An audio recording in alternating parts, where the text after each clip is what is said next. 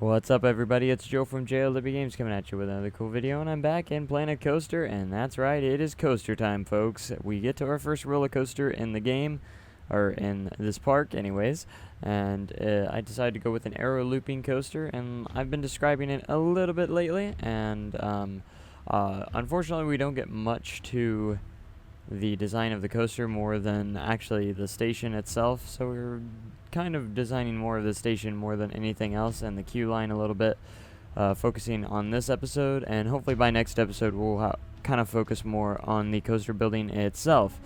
So this coaster isn't going to be very large. It's going to be a pretty decent size. It's going to be not the main attraction.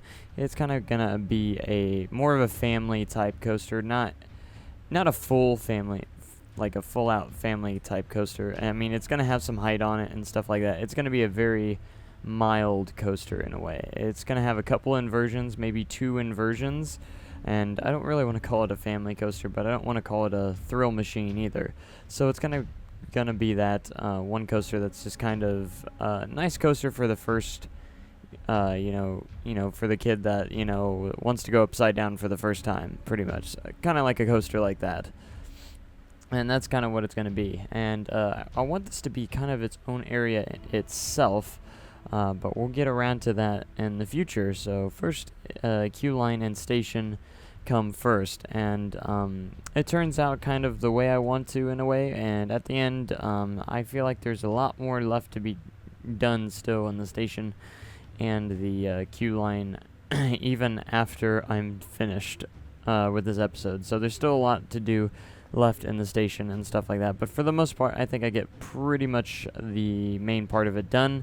There's still a section of queue line that I will end up having to finish at the end, so I just wanted to get this stuff done for the most part. And this is me trying to create something as unique as possible. So I wanted to do kind of a different kind of roof for this, and unfortunately there's not a whole lot of roofs to choose from, and I've seen a lot of people do some interesting things for their roofs, and I'm not that experimental yet, so I just kind of use the roofs that they supply us with. So this is still going to be the piratey type theme, so we're going to keep that theme going throughout the park, and that's what it is. So I want to hear you guys in the comments, probably not for this video, but eventually we want to get some names and kind of a main type of theme for the ride. Obviously it's pirate themed, but I want to get a kind of an actual theme to it, like a storyline kind of to the rides and stuff like that. So that's kind of what I want to end up going for.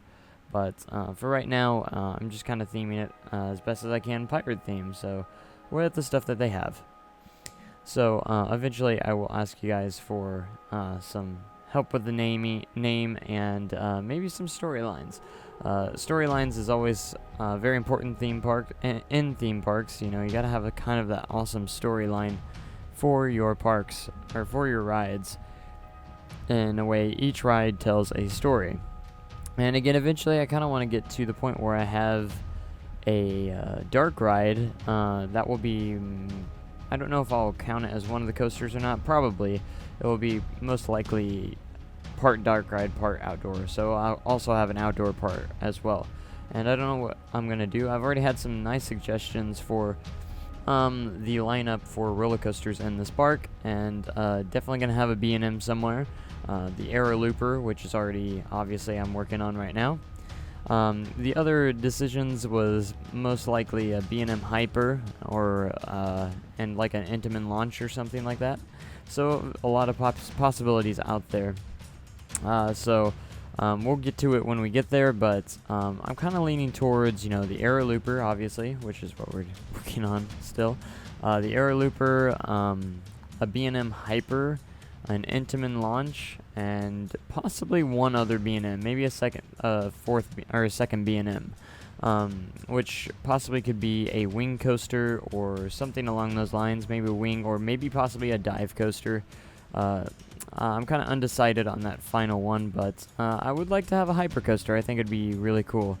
And one of those, either the, or I want to make a indoor roller coaster that also has an outdoor part, and maybe if I make, possibly like a wing coaster or something, that it would fit very well with also a dark ride experience as well. It'd be kind of unique and the first of its kind in a way, I feel. So I think that'd be really nice.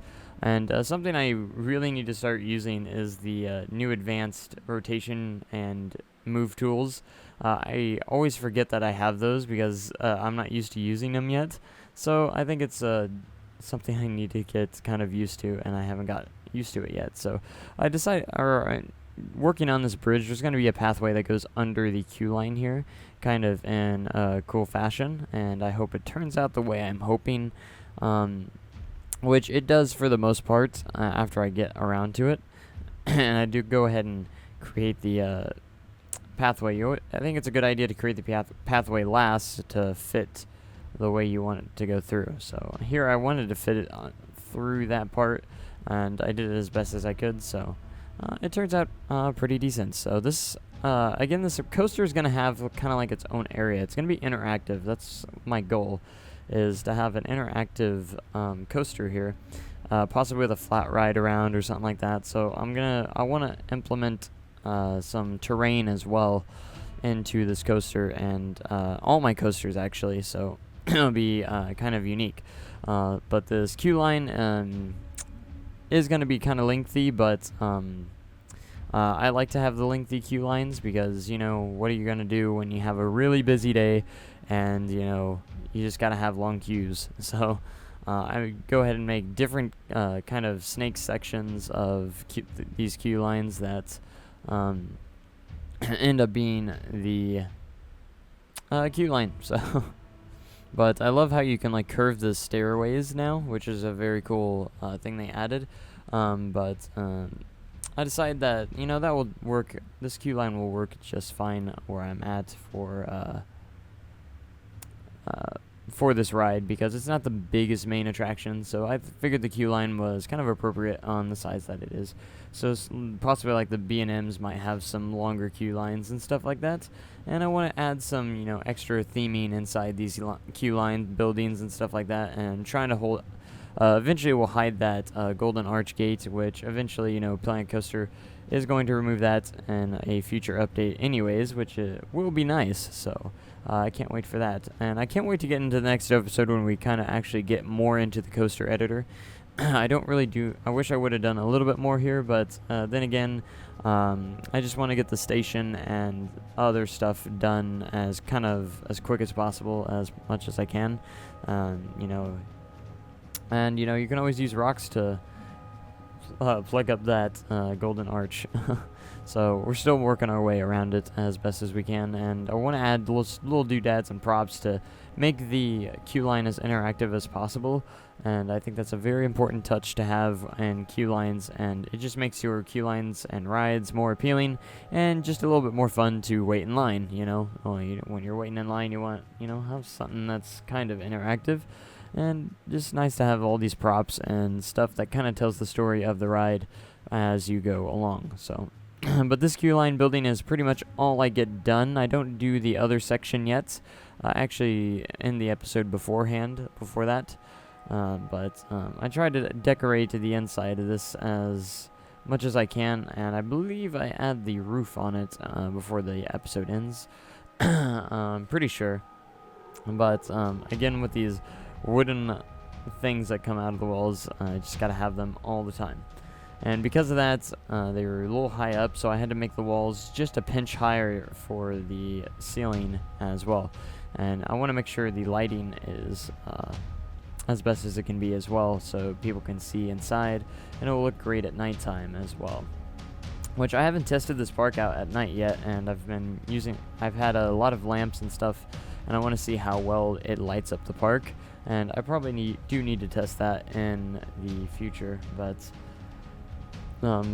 yeah, this is a queue line, just kind of a lengthy process, and again, the next episode will probably be one of the most exciting episodes, because we'll get to the coaster design and a little bit more of all that fun stuff. And I know we're probably getting kind of tired of these buildings, but I definitely there's a certain thing I'm trying to accomplish with this park. So, and that's to have, just to have the park really condensed and a lot of stuff inside the park, and that's my goal. So I do go into a little bit of editing piece here, and this might not be final, and I just kind of wanted to get it started a little bit to kind of see where we're going with this. But I can't remember how tall I made the lift. It's pretty decently tall, and I want to implement the terrain with it quite a bit, but all I really do is make the lift hill here, and that's about it. Try to get the right angle and make it the appropriate steepness here. So you see it's pretty decently height. It's not super tall, but again, I think it's a pretty good height for what it's going to be. And, it's not going to be a super thrill machine, but it's going to be something that will work, and in the long run that will work. And we're going to have a lot of path interaction in this section of the park, or with this coaster, and that's my goal. I haven't got to the full length of how it's going to turn out, but and then I'm also thinking about adding a transfer table as well, transfer track in this section, but I'm still a little bit undecided. I want to have all that realism in the park. I kind of wish we had, more than multiple trains on the tracks, but I'm sure that will come in time. So we'll see. And I was actually thinking I was working on a transfer track here, but it didn't actually end up happening. I'm like, I'll try it later. But we're getting close to the end of the episode here, so I want to thank you guys so much for watching this episode. I hope you guys are finding this pretty enjoyable, and I'm going to keep the time lapses up, and in the next episode we'll get more into the coaster design and just overall just complete it. And I'm very excited to get this coaster going, and the future coasters down the road will I think hopefully be great. So again, keep commenting and give me suggestions on the park of what you think. So thank you guys once again so much for watching. You guys are awesome. Make sure you have a great day, even cooler tomorrow, and I will see you guys in the next video. See you later. Goodbye.